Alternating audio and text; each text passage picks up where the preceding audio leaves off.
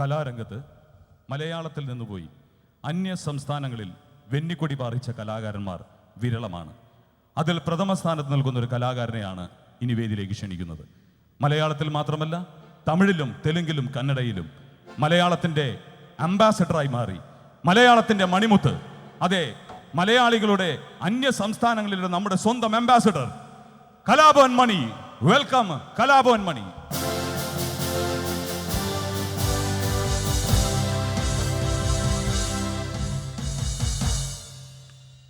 നമസ്കാരം. എൻ്റെ വീട്ടിലേക്ക് എൻ്റെ അമ്മ പറയാറുണ്ട്, മോൻ്റെ അച്ഛൻ മരിച്ചിട്ട് നിൻ്റെ അച്ഛനാണ് ആ കാണുന്ന നക്ഷത്രം എന്ന് പറയാറുണ്ട്. അത് കാണുമ്പോൾ നമ്മൾ തന്നെ നോക്കി നിൽക്കും, ദൈവമേ അതാണല്ലോ എൻ്റെ അച്ഛൻ എന്ന് ഞാൻ ചിന്തിക്കാറുമുണ്ട്. പക്ഷെ ഞാൻ വിണ്ണിലെ നക്ഷത്രങ്ങളെ കുറിച്ചല്ല പറയുന്നത്, മണ്ണിലെ നക്ഷത്രങ്ങളെ കുറിച്ചാണ്. ഒരുപക്ഷെ ഈ പരിപാടിയെല്ലാം കണ്ടുകൊണ്ട് നമ്മുടെ പ്രിയപ്പെട്ട കലാകാരൻ പ്രദീപ് ഇതെല്ലാം കണ്ടുകൊണ്ട് മോളിൽ നിൽപ്പുണ്ടാവും. എനിക്ക് പ്രദീപിന് നൽകാൻ ഒരു സമ്മാനം മാത്രമേ ഉള്ളൂ. പ്രദീപിനെ മനസ്സിൽ കുറിച്ചുകൊണ്ട് ഞാൻ ആ ഗാനം നിങ്ങൾക്ക് വേണ്ടി ആദ്യം ഒന്ന് പാടട്ടെ. ഏതോ ഒരു ലേഡീസ് ക്ലബ്ബിലെ ഒരു മാഷി ഹാർമോണിയത്തുമ്പോൾ കമ്മടിച്ച് കിടന്ന് പാടുന്ന ശബ്ദം റോട്ടിൽ കൂടെ കേട്ടിട്ടുള്ള ശീലം മാത്രമേ ഉള്ളൂ. അല്ലാതെ പ്രത്യേകിച്ച് പിന്നെ എന്നോ ചാലക്കുടി പുഴയിൽ പോയിട്ട് പാട്ട് പാടാനായിട്ട് ഈ തൊണ്ടയിൽ വെള്ളം ഇത്രയും ഒപ്പത്തിന് പാടി കഴിഞ്ഞാൽ നല്ല ശബ്ദമെന്നൊക്കെ പറയാറുണ്ട്. പക്ഷെ ഞാൻ പാടുമ്പോൾ അപ്പുറത്തെ കരയിലെ പെണ്ണുങ്ങൾ പറയും, ദേ കറുത്ത യേശുദാസ് പാട്ട് പാടാൻ തുടങ്ങിയെന്ന് പറയാറ്. നമ്മളെ കാണുമ്പോൾ ഒരു എരുമയുടെ ലുക്കാന്ന് അവർ പറയണേ. ശരിയായിരിക്കും, അങ്ങനെ എന്തൊക്കെയോ ഭയം കൊണ്ട് അങ്ങനെ സിനിമയിലും വന്നു എന്നുള്ളതാണ്. അല്ലെങ്കിൽ കുറച്ച് ഈ പിച്ചൊക്കെ നോക്കി പാടണ്ടേ. നാടൻ പാട്ടാണ്, പിച്ചൊന്നും വേണ്ട, കിട്ടിയ വഴിക്ക് അങ്ങോട്ട് പാടായിരുന്നു. മിന്നാമിനുങ്ങി മിന്നും മിനുങ്ങി എങ്ങോട്ടാണ് ഈ തിടുക്കം, നീ തനിച്ചല്ലേ പേടിയാകില്ലേ, കൂട്ടിനു ഞാനും വന്നോട്ടെ. മിന്നാമിനുങ്ങി മിന്നും മിനുങ്ങി എങ്ങോട്ടാണ് ഈ തിടുക്കം, നീ തനിച്ചല്ലേ പേടിയാകില്ലേ, കൂട്ടിനു ഞാനും വന്നോട്ടെ. മിന്നുങ്ങേ. ഞാനിത് എൻ്റെ മനസ്സ് നിറയാൻ വേണ്ടി പാടിയതാണ്, പ്രദീപിന് വേണ്ടി പാടിയതാണ്. ഇനി നിങ്ങൾക്ക് ഇഷ്ടമുള്ള ഒരു നാടൻ പാട്ടിലേക്ക് കിടക്കാം. ചാലക്കുടി ചന്ത മതിയോ? ആയിക്കോട്ടെ. അപ്പൊ ആദ്യം നമുക്ക് അതങ്ങോട്ട് തുടങ്ങാം അല്ലേ. ചാലക്കുടി ചന്തക്ക് പോകുമ്പോൾ ചന്ദന ചോപ്പുള്ള മീൻകാരി പെണ്ണിനെ കണ്ടേ ഞാൻ. ചാലക്കുടി ചന്തക്ക് പോകുമ്പോൾ ചന്ദന ചോപ്പുള്ള മീൻകാരി പെണ്ണിനെ കണ്ടേ ഞാൻ. ചെമ്പല്ലി കരിമീൻ ചെമ്മീനേ, പെണ്ണിന്റെ കൊട്ടലി നെയ്യുള്ള പിടക്കണ മീനാടേ. ചാലക്കുടി ചന്തക്ക് പോകുമ്പോ ചന്ദന ചോപ്പുള്ള മീൻകാരി പെണ്ണിനെ കണ്ടേ ഞാൻ. ചെമ്പല്ലി കരിമീൻ ചെമ്മീനേ, പെണ്ണിന്റെ കൊട്ടലി നെയ്യുള്ള പിടക്കണ മീനാടേ.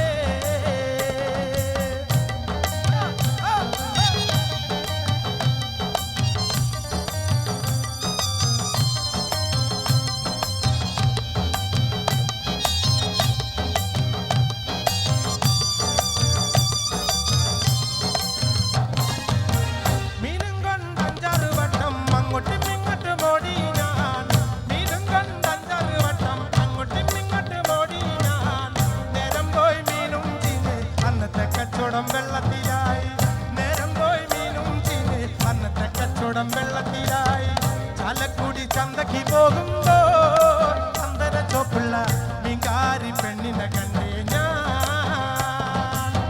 നമ്മളാണോ അതിന്റെ പ്രൊഡ്യൂസർ? സ്വന്തം ഓണറാണോ ചേട്ടാ? നല്ലതാ. അടുത്ത പ്രാവശ്യം വരുമ്പോ ഇങ്ങനത്തെ 4 ഉണ്ടാവട്ടെ. എന്റെ കൂട്ടുകാരന്മാരൊക്കെ ബാക്കിലിരിക്കുന്ന ഒന്ന് തുള്ളിച്ചാട്. പെണ്ണ് ചെയ്തിരിക്കുന്ന കണ്ണന്റെ കച്ചവടം പോയല്ല കാശും പോയി, പെണ്ണ് ചെയ്തിരിക്കുന്ന കണ്ണന്റെ കച്ചവടം പോയല്ല കാശും പോയി. ചന്ദന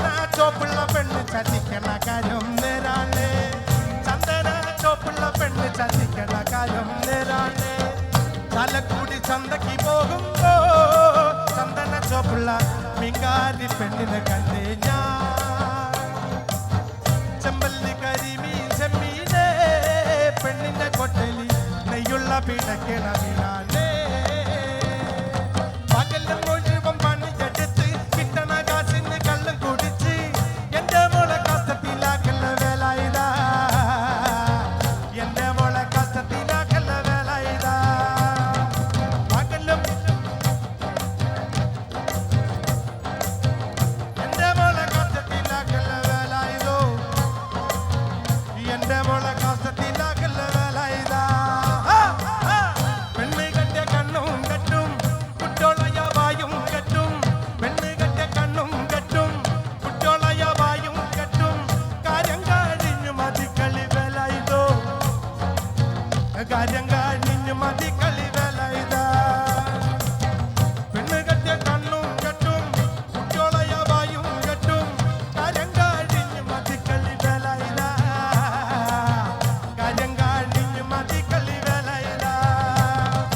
പകലും മുഴുവൻ പണിയെടുത്ത് കിന്നക്കൻ പകലും മുഴുവൻ പണിയെടുത്ത് കിന്നക്കൻ പകലും മുഴുവൻ പണിയെടുത്ത് കിട്ടണ കാശിന് കള്ളം കുടിച്ച് എന്റെ മോളെ കഷ്ടത്തിലാക്കല്ല വേല ഇതാ. എന്റെ മോളെ കഷ്ടത്തിലാക്കല്ല വേല ഇതാ.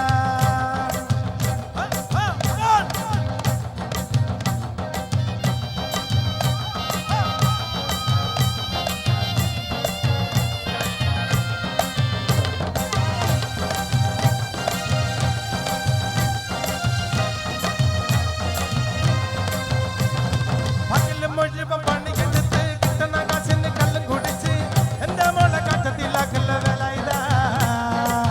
എന്റെ മോളെ കഷ്ടത്തിലാക്കല്ല വേല ഇതാ.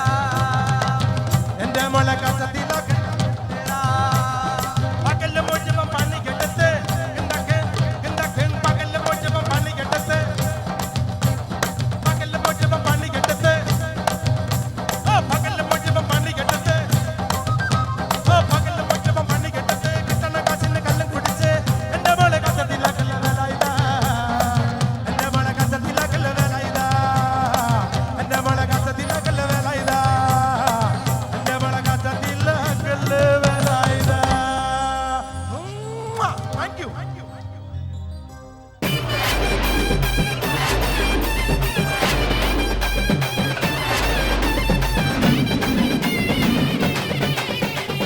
ഇതുവരെ നല്ല പാട്ടുകളും സ്കിറ്റുകളൊക്കെ ആസ്വദിച്ചുകൊണ്ടിരിക്കുകയാണ്.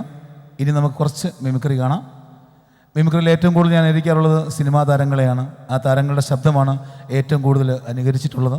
അതിലൊരുപാട് സംഭവങ്ങൾ, വ്യത്യസ്തമായ സംഭവങ്ങൾ ചെയ്തിട്ടുണ്ട്. അതൊക്കെ നിങ്ങളുടെ സഹകരണം പ്രോത്സാഹനം കൊണ്ട് വിജയിപ്പിച്ചിട്ടുമുണ്ട്. ഇപ്രാവശ്യവും ചെയ്യാൻ പോകുന്ന അങ്ങനെ തരുണമാണ്. ഇപ്പോൾ മോർഫിംഗ് എന്ന് പറയുന്ന സാങ്കേതികവിദ്യ നിങ്ങൾക്ക് എല്ലാവർക്കും അറിയാം. മലയാള സിനിമയിലെ താരങ്ങളുടെ ശബ്ദങ്ങളിൽ നിന്നും ചില രാഷ്ട്രീയക്കാരിലേക്കുള്ള രസകരമായ ഒരു മോർഫിംഗ് ആണ് ചെയ്യാൻ പോകുന്നത്. നമ്മുടെ പല താരങ്ങളുടെയും ശബ്ദം ഒന്ന് മാറ്റിമറിച്ചെടുത്താൽ ചില രാഷ്ട്രീയക്കാരിലേക്ക് പോകുന്നതായിട്ട് നമുക്ക് കാണാം. നമുക്ക് ആദ്യം മലയാള സിനിമയിലെ നാടകാചാര്യനായ അനശ്വരനായ ശ്രീ NN പിള്ള സാർ, അദ്ദേഹത്തിൻ്റെ ശബ്ദത്തിൽ കരുത്തനായ ഒരു രാഷ്ട്രീയ നേതാവ് ഒളിഞ്ഞു കിടപ്പുണ്ട്. നമുക്കാദ്യം പിള്ള സാറിനെ ശബ്ദം ഒന്ന് കേൾക്കാം.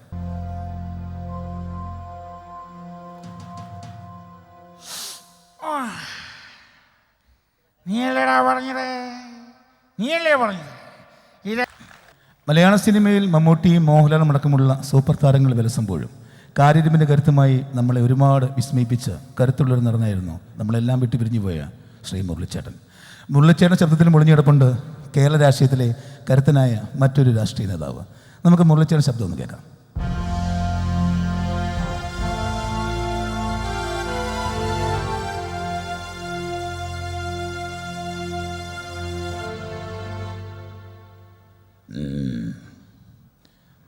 മിസ്റ്റർ വിശ്വനാഥൻ, ജീവിതത്തിൽ ആദ്യമായി നിന്റെ വിറയാർന്ന കൈകളിലേക്ക് ഒരു ആയുധമെടുത്ത് പിടിപ്പിച്ചു തന്നിട്ട് അതേതോ പ്രാണന്റെ നേരെയും ചൂണ്ടിപ്പിടിക്കാനും ഒടിനാടര പോലും വ്യത്യാസമില്ലാതെ കാഞ്ചി വലിക്കാനും നിന്നെ പഠിപ്പിച്ചത് ഈ ശേഖരന. നിനക്ക് വേണമെങ്കിൽ ശേഖരനെ കൊല്ലാം, ഇവിടെ വെച്ച് അവസാനിപ്പിക്കാം. പക്ഷേ 1000 തവണ മരണത്തിൽ നിന്നും നീന്തി കരകയറി മനസ്സും ശരീരവും നിന്റെ മുന്നിൽ തോറ്റു കാണണമെങ്കിൽ അതിനൊരു 100 ജന്മം കൂടി ജനിക്കണം. നായായിട്ടും നരിയായിട്ടും പിന്നെ നരനായിട്ടും. മനസ്സിലായോടാ? മലയാള സിനിമയിൽ നമുക്ക് 2 അശോകന്മാരുണ്ട്. ഒന്ന് ഹരിശ്രീയെക്കുറിച്ച് അശോകനുമുണ്ട്, പിന്നെ അടൂർ ഗോപാൽ സാർ സിനിമകളിലൊക്കെ ശ്രദ്ധേയമായ വേഷം ചെയ്ത മറ്റൊരു അശോകനുമുണ്ട്. ആ അശോകൻ ശബ്ദത്തിന് മുടിഞ്ഞു കിടപ്പുണ്ട് കേരള രാഷ്ട്രത്തിലെ മറ്റൊരു കരുത്തനായ നേതാവ്.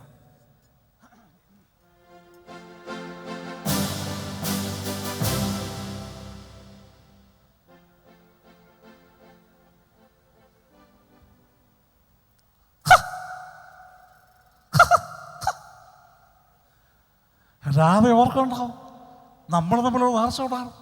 രാധ ജയിച്ച ഗുരുവായൂരമ്പലത്തെ സ്ഥാനപ്രദർശനവും ഒരു പുഷ്പാഞ്ജലിയും.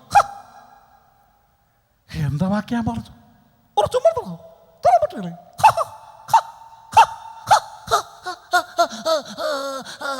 ഗവൺമെന്റ് എന്ന് പറയുന്നത്, അതായത് ഐക്യ ജനാധിപത്യ മുന്നണി ഗവൺമെന്റ് അധികാരത്തിൽ വന്നതിന് ശേഷം മുല്ലപ്പെരിയാർ പോയിട്ട് കണക്കിൽ 6 വർഷത്തെക്കുറിച്ച് സംസാരിക്കാൻ ഇവിടെ ആരും തയ്യാറായിട്ടില്ല. ഗവൺമെന്റ് മാറിയെങ്കിൽ മാത്രമേ ശക്തമായ ഒരു ഭരണം കാഴ്ചവെക്കാൻ സാധിക്കൂ എന്ന ഒരു പ്രതിപക്ഷ നേതാവ് എന്ന നിലയിൽ ഞാൻ പറയാൻ ആഗ്രഹിക്കുകയാണ്. Thank you. നമ്മൾ ടി വിയിൽ ഒരുപാട് പരിപാടികൾ കാണാറുണ്ട്, പ്രത്യേകിച്ചും ഫോണിൻ പരിപാടികൾ. ഇത്തിരിയില്ലാത്ത കൊച്ചുകുട്ടികൾ ഇത്തിരിയില്ലാത്ത ഡ്രസ്സും ഇട്ട് വായിൽ വള്ളി വർത്തമാനങ്ങൾ പറയുന്ന ഒരുപാട് ഫോൺ പരിപാടികൾ. പലപ്പോഴും ആ കൊച്ചുകുട്ടികളുടെ കൊച്ചു വസ്ത്രധാരണം കാണുമ്പോൾ അത് കൊച്ചു കുഞ്ഞുങ്ങളാണെന്നുള്ള കാര്യം നമ്മൾ പോലും വിസ്മരിച്ചു പോകുമെന്നുള്ളതാണ്. അത്രയ്ക്ക് മോശമാണ് ആ കൊച്ചു കുഞ്ഞുങ്ങളുടെ വസ്ത്രധാരണം. മലയാള സിനിമയിൽ ചില താരങ്ങളും ഇതേപോലുള്ള ഫോൺ പരിപാടിയിൽ പങ്കെടുക്കാറുണ്ട്. നമ്മുടെ നടൻ ജനാർജേട്ടൻ അവതരിപ്പിക്കുന്ന ഒരു ഫോണിൻ പരിപാടിയാണ് നമ്മൾ ഇനി കാണാൻ പോകുന്നത്. നമുക്ക് അദ്ദേഹത്തിൻ്റെ ഈ ഫോൺ പരിപാടി എങ്ങനെയാണെന്ന് നോക്കാം. നമസ്കാരം. ഷക്കീല മസാല യുവർ ചോയ്സിലേക്ക് എല്ലാവർക്കും സ്വാഗതം. ഇന്ന് ഒരുപാട് കോളുകൾ നമുക്കായി വെയിറ്റ് ചെയ്യുന്നുണ്ട്. ആദ്യത്തെ കോള് ആരുടെയാണെന്ന് നോക്കാം. Hello, Shakeela masala your choice, ആരാണ് സംസാരിക്കുന്നത്? ഹലോ, ഞാൻ രാധയാണ്. ഓ, രാധ. രാധേ, രാധ എവിടുന്നാണ് സംസാരിക്കുന്നത്? ഞാൻ ആലപ്പുഴയിൽ നിന്നാണ് സാർ. ആകെ പിഴയാണെന്നോ? അയ്യോ, ആകെ പിഴയാണെന്നല്ല, ആലപ്പുഴയിൽ നിന്നാണ് സാർ വിളിക്കുന്നത്. ഓ, ആലപ്പുഴയെന്ന് രാധ. രാധേ, രാധയുടെ ശബ്ദം കേൾക്കാൻ നല്ല സ്വീറ്റ് വോയിസ് ആണ് കേട്ടോ. Thank you sir. എന്താ രാധേ? എൻ്റെ സാറേ. രാധേ, രാധ എവിടെ വർക്ക് ചെയ്യുന്നു? ഞാൻ സെക്രട്ടേറിയറ്റിൽ വർക്ക് ചെയ്യുന്നു സാർ. ഓ, സെക്രട്ടേറിയറ്റില്. രാധ കല്യാണം കഴിച്ചതാണോ? ആ, കല്യാണം കഴിച്ച് പോയി സാർ. കല്യാണം കഴിച്ചു പോയോ? എന്നാലും സാരമില്ല. രാധേ, രാധയ്ക്ക് എത്ര കുട്ടികളുണ്ട്? എനിക്ക് 2 കുട്ടികളുണ്ട് സാർ. ഓ, 2 കുട്ടികൾ. എന്താ രാധേ? എൻ്റെ സാറേ. രാധേ, രാധയുടെ ഹസ്ബൻഡ്, അതായത് ഭർത്താവ് എവിടെ വർക്ക് ചെയ്യുന്നു? എന്താ? രാധയുടെ ഹസ്ബൻഡ്, അതായത് ഭർത്താവ് എവിടെ വർക്ക് ചെയ്യുന്നു? ഭർത്താവോ? ആ, ഭർത്താവ് എവിടെ വർക്ക് ചെയ്യുന്നു? എടോ, ഞാൻ തന്നെയാണോ ഭർത്താവ്? അപ്പൊ രാധ എന്ന് പറഞ്ഞതോ? അതെ, രാധാകൃഷ്ണൻ, അതാ എൻ്റെ മുഴുവൻ പേര്. എൻ്റെ ശബ്ദം ഇങ്ങനെ ഇരിക്കുന്നുള്ളതേ ഉള്ളൂ. ഞാൻ പെണ്ണൊന്നും അല്ലേ കേട്ടോ, ഞാൻ ഒത്ത ആണാ. എടാ രാധാകൃഷ്ണ, തെണ്ടി, നിനക്ക് ഏത് പാട്ടാടാ ഉണ്ടാക്കേണ്ടത്? ഏതെങ്കിലും ഒരു പാട്ട് വെച്ച് സാർ. ഓ, പാട്ട് വെച്ച് തരികയല്ല, നിന്നെയൊക്കെ ഏതെങ്കിലും മുറിയിൽ പൂട്ടിയിടുക വേണ്ടത്. വെച്ചിട്ട് പോടാ തൊട്ടി. ആഹാ. ഇതേപോലുള്ള ഫോൺ പരിപാടികൾ നമ്മൾ കാണാറുണ്ട്. ഇത്തരത്തിലുള്ള ഫോൺ പരിപാടികൾ കാണുമ്പോഴാണ് നമ്മൾ പലപ്പോഴും മനസ്സിലാക്കേണ്ടത് ഫാഷൻ ഷോയുടെ ഒരു അവസ്ഥ. ഫാഷൻ ഷോ നിങ്ങളൊക്കെ കാണുന്നതാണ്. ഭർത്താക്കന്മാർ, പ്രത്യേകിച്ച് ഭാര്യമാർ കാണാതെ ഒളിച്ചിരുന്ന് കാണുന്നൊരു സംഭവമാണ് ഫാഷൻ ഷോ. പെൺകുട്ടികൾക്ക് ഭയങ്കര ആഗ്രഹമുണ്ട്, സ്ത്രീകൾക്ക്. പക്ഷേ ഭർത്താക്കന്മാർ വഴിതെറ്റി പോകുമെന്ന് പേടിച്ചിട്ട് അവരുടെ മുമ്പിൽ അവർ കാണുന്നില്ലെന്ന് മാത്രമേ ഉള്ളൂ. എന്നാലും ഒളിഞ്ഞിരുന്നാൽ കാണും. പക്ഷേ കുട്ടികളെ മാത്രം നമുക്കിന്ന് ഒഴിവാക്കാൻ പറ്റില്ല.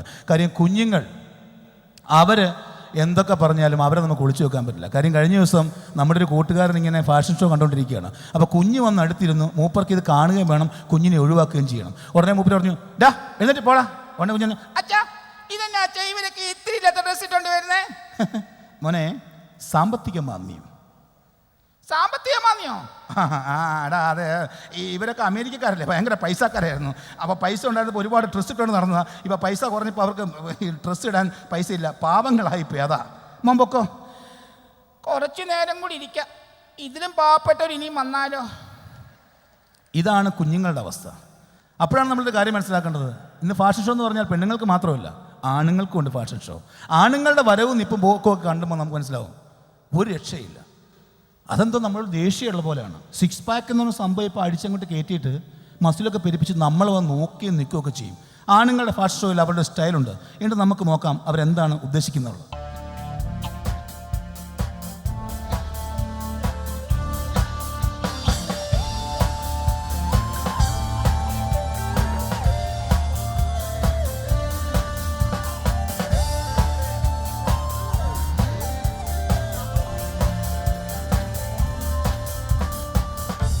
ഇങ്ങനെ നോക്കിയിട്ട് പോകും. പക്ഷേ ഈ നോട്ടത്തിന് ഒരുപാട് അർത്ഥങ്ങളുണ്ട്. ഈ നിൽക്കാനും നോക്കാനൊക്കെ പഠിപ്പിക്കുന്നത് റിയൽ എസ്റ്റേറ്റുകാരാണ് ശരിക്കും. അവരൊരു സ്ഥലം വന്ന് കാണും, എന്നിട്ട് അവിടെ എന്തെല്ലാം ഉണ്ടെന്ന് ആദ്യം നോക്കി വെക്കും.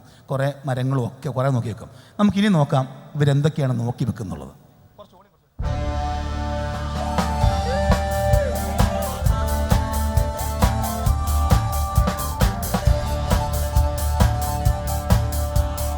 രണ്ട് തെങ്ങ,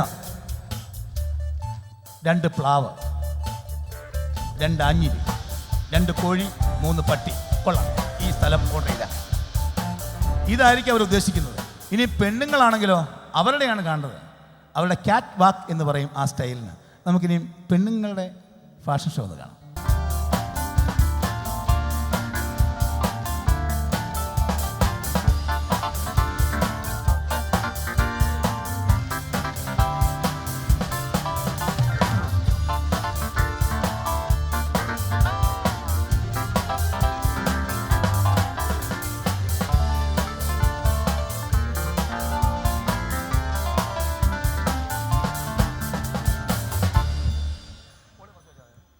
ഇനി ഇവരൊക്കെ മനസ്സിൽ എന്തൊക്കെയോ കാണുന്നുണ്ട്.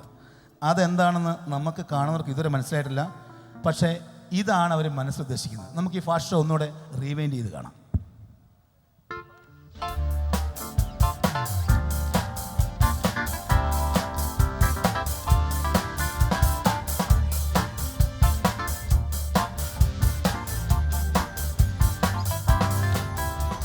ഇതെങ്ങനെയുണ്ട്?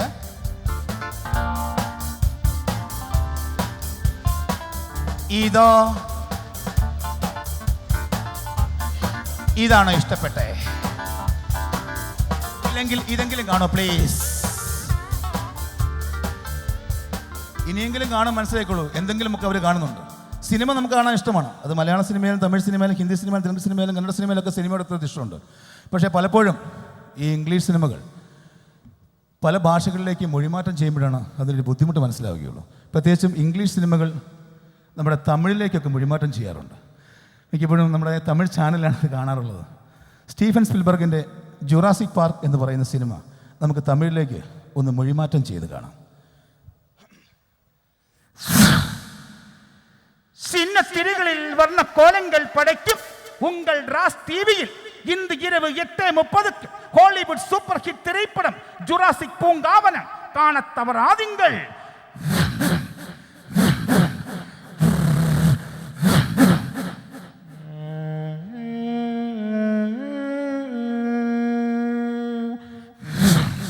Steven Spielberg, Jurassic Park.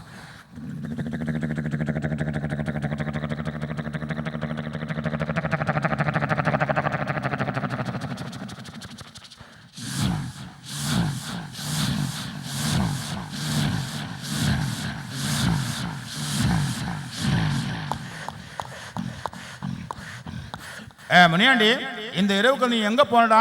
இல்லடா, நானும் என் அப்பா ஃப்ரெண்ட்ஸ் எல்லாம் சேர்ந்து கார் சுத்தி பார்க்க போறடா. நீ வரலையா? இல்லடா, நான் நிறைய பிஸிடா, ஒரே வேலை இருக்கப்பா. ஓகேடா, அப்ப சாயங்காலம் காணாம பாரு. ஓகேடா.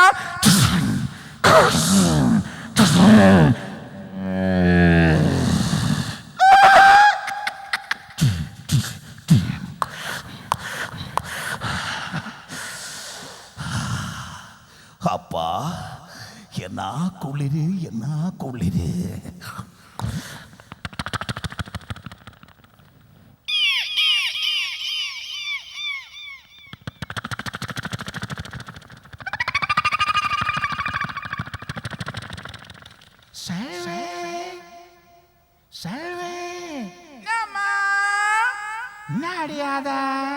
தெரியலம்மா, ஏதோ பள்ளி மாறி இருக்கா.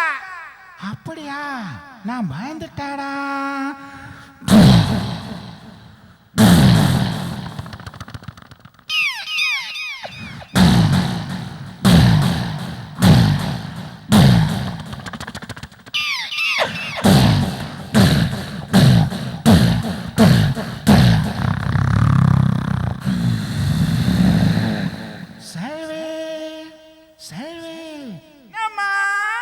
நாடி வாதில முட்டதா தெரியலம்மா. வாதில தரப்பா. சரிம்மா.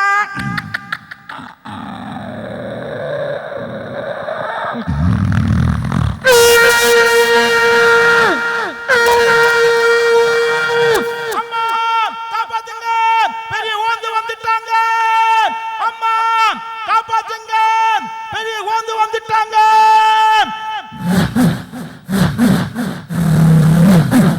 Steven Spielberg, Jurassic Park. Thank you.